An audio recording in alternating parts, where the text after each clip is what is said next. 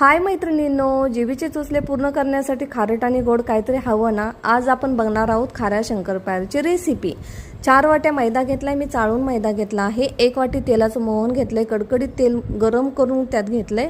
नंतर 2 चमच ओवा घेतलाय, हातावर छानपैकी चुरलाय तो. चवीनुसार मीठ आणि 1 चमच मिरीपूड घालून छान असं घट्ट गोळा तयार केलाय.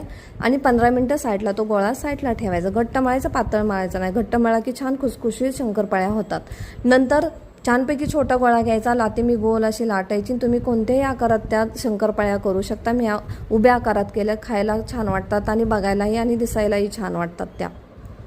नंतर तेल छानपैकी कडकडीत गरम करायचं आणि त्या तेलामध्ये ह्या तळून घ्यायच्यात. कमी त्या गॅसवरती ह्या भाजून घ्यायच्यात, म्हणजे खुसखुशीत आणि छान लागतात चवीला मस्तपैकी. आणि अशा ब्राऊन कलरवरती ह्या तळून घ्यायच्या आहेत. मस्त खावा, स्वस्त राहा.